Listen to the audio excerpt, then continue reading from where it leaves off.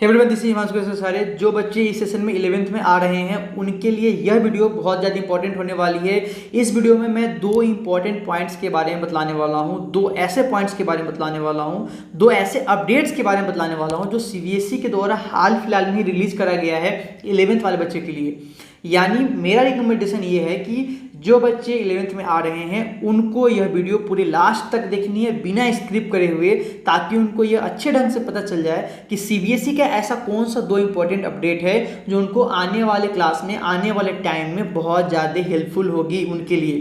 तो जो उसमें से जो सबसे पहला अपडेट है वो ये है कि भाई जो बच्चे जो है कंफ्यूज्ड होते हैं या 10th में कंफ्यूज्ड होते हैं, जो 10th में बच्चे बेसिक एंड स्टैंडर्ड लिए हुए होते हैं, कंफ्यूज होते हैं कि क्या 11th में आके हम जो है मैथमेटिक्स ले सकते हैं कि नहीं ले सकते हैं। स्टैंडर्ड वाले कंफ्यूज होते हैं कि बायोलॉजी ले सकते हैं कि नहीं ले सकते हैं। तो इसके बारे में मैंने एक वीडियो बनाया था, तुम्हें याद होगा, जिसमें मैंने ये साफ साफ कहा था कि भाई तेरे को जो लेके 11th में पढ़नी है पढ़ो, तुम्हें कोई रोक टोक नहीं है तेरे लिए। मैंने ये बात तुमको स्पष्ट कहा था और ये भी कहा था वहाँ पे कि आने वाला समय में इसको सीबीएसई भी ऑफिशियल अनाउंस कर देगा कि जिस बच्चे को जो चीज़ लेके पढ़नी है पढ़ भाई, तेरे को कोई नहीं रोक रहा है। और हो भी गया, सीबीएसई ऑफिशियल अनाउंस्ड भी कर दिया है कि अगर बच्चे को 11th में यानी बेसिक 10th में लिया हुआ है और 11th में अगर मैथ लेना है लो, अगर बच्चे जो है 10th में स्टैंडर्ड लिए हुए हैं और 11th में बायो लेके पढ़ना चाहते हैं लो पढ़ो। यानी सीबीएसई ये साफ स्पष्ट कर दिया है कि तुम्हें जो लेना है लेकर पढ़ाई करो, तेरे को कोई नहीं रोक रहा है। ये जो मैंने बात पहले ही बता रखी थी। और जो दूसरा अपडेट है वो ये है कि सीबीएसई अब कहता है कि भैया आपका स्ट्रीम, आपका फैकल्टी अब खत्म, यानी अब आपको स्ट्रीम और फैकल्टी की झमेला में नहीं पढ़नी है। अब आपको जो लेकर पढ़ाई करनी है, जिस सब्जेक्ट्स का कॉम्बिनेशन बनाना है बना लो और पढ़ो। यानी वो साफ साफ न्यू एजुकेशन पॉलिसी के बारे में कहना चाहता है। सीबीएसई जो न्यू एजुकेशन पॉलिसी आया था पिछले साल, उसको इस साल से ही लागू करना चाहते हैं, इस सेशन से ही लागू करना चाहता है।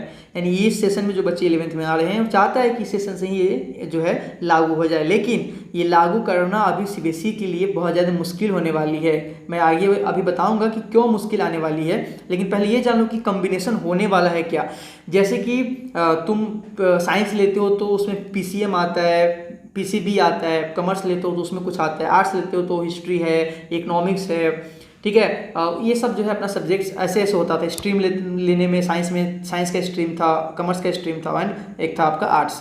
लेकिन अब कह रहा है कि भाई अब तेरा ये स्ट्रीम खत्म हुआ, अब तुमको कॉम्बिनेशन बना लो। जैसे कि तुम अगर फिजिक्स लिए हुए हो और अगर चाहते हो कि हम हिस्ट्री भी पढ़ाई करें तो कर लो, अपना फिजिक्स हिस्ट्री ये सब का कॉम्बिनेशन बना लो। अगर कोई बच्चा मान लो कि इकोनॉमिक्स लिया हुआ है एंड वो चाहता है कि हम केमिस्ट्री भी पढ़ाई करें तो करो, कोई दिक्कत नहीं है, तेरे को कोई नहीं रोक रहा है। यानी न्यू एजुकेशन पॉलिसी यही कहता है और सीबीएसई चाहता है कि उसको इस साल से ही लागू कर दे।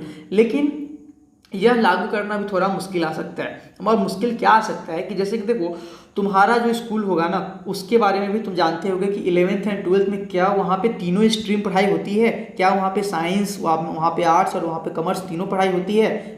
बहुत ऐसा कम स्कूल है जहाँ पे तीनों स्ट्रीम पढ़ाई होती है, ठीक है। ऐसे बहुत कम ही ऐसे स्कूल्स हैं, नहीं तो अधिकांश स्कूल ऐसे हैं जहाँ पे साइंस पढ़ाई हो रही है तो सिर्फ साइंस है भाई, वहाँ पे आर्ट्स का कोई व्यवस्था नहीं है, वहाँ पे जो है कॉमर्स का कोई व्यवस्था नहीं है। बहुत सारे ऐसे स्कूल्स हैं जहाँ पे कॉमर्स है लेकिन आर्ट्स एंड साइंस गायब है, बहुत सारे ऐसे स्कूल्स है जहाँ पे आर्ट्स है तो कॉमर्स और साइंस गायब है। यानी बहुत कम ही ऐसे स्कूल है जहाँ पे तीनों फैकल्टी होते हैं। तो अधिकांश ऐसे स्कूल है जहाँ पे एक एक फैकल्टी ही है, और वो भी उसमें भी अगर एक एक फैकल्टी भी है तो वहाँ पे सब्जेक्ट कम चुन सकते हो। जैसे कि बहुत सारे स्कूल्स होते हैं, जैसे आर्ट्स है तो आर्ट्स में बहुत सारा जो है सब्जेक्ट्स आता है, लेकिन स्कूल में ऐसा है कि भाई आप इतना ही सब्जेक्ट्स ले सकते हो, बहुत सारा ऐसा है। तो सीबीएसई को इस समय लागू करना मुश्किल आने वाला है, क्योंकि जो बच्चा मान लो कि 11th में आ रहा है और वो चाहता है कि हम फिजिक्स के साथ जो है हिस्ट्री पढ़ेंगे, लेकिन उसके स्कूल में सिर्फ और सिर्फ साइंस ही पढ़ाई हो रहा है 11th एंड 12th में, तो भाई अगर सिर्फ साइंस पढ़ाई हो रहा है तो वो फिजिक्स तो चुन लिया लेकिन आर्ट्स तो पढ़ाई ही नहीं हो रहा है, तो वो भाई हिस्ट्री कहाँ से चुने,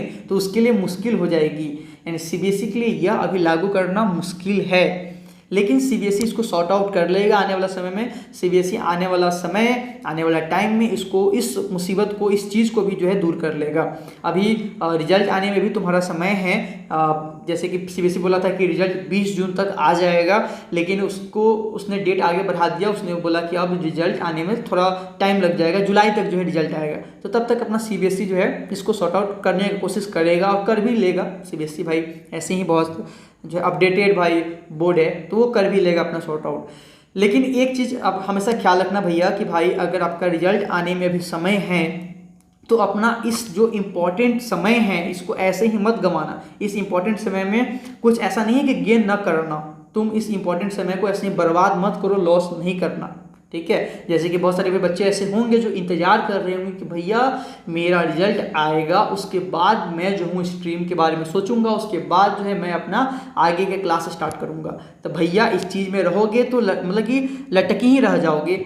तो आप इस चीज़ से बाहर आओ। अब तक तुम ये जान गए होगे कि तुम किस चीज़ में बेस्ट हो, क्या तुम लेके अच्छा कर सकते हो, वो अपना ले लो, उसी चीज़ को अपना आगे की पढ़ाई जारी कर लो। क्योंकि ये जो अभी समय बर्बाद हो रहा है ना, ये दोबारा वापस आने वाली नहीं है। तो इस चीज़ को अपना सॉर्ट आउट कर लो। बहुत सारे बच्चे में एक और चीज़ होता है कि भैया कहीं अगर हम फेल कर गए 10th में या फिर हमको अच्छा मार्क्स नहीं आया तो हम क्या होंगे, हम तो आगे अगर पढ़ना चालू कर देंगे तो फिर तो गड़बड़ हो जाएगा हमारे लिए। मान लो कि 10th का रिजल्ट आया, पता चला कि हम मतलब कि रह गए, किसी सब्जेक्ट में मेरा जो है क्रॉस लग गया, किसी सब्जेक्ट में हमको कम मार्क्स आ गया।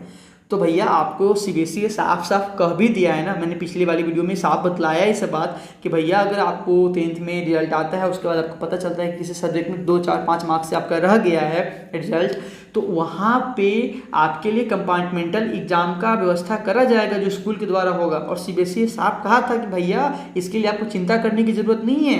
अगर आपका 1-2 सब्जेक्ट में अगर अटक भी जाते हो तो कंपार्टमेंट एग्जाम का स्कूल व्यवस्था करेगा और तब तक तुम अपना आगे की पढ़ाई जारी कर सकते हो। कंपार्टमेंट एग्जाम लेकर तुम्हें आगे पास कर दिया जाएगा। तो भैया आप देर ना करें, रिजल्ट जब आएगी तब आएगी, उस समय अपना इस जो मैंने बताया इस टाइप से अपना स्ट्रीम वगैरह चुन लेना।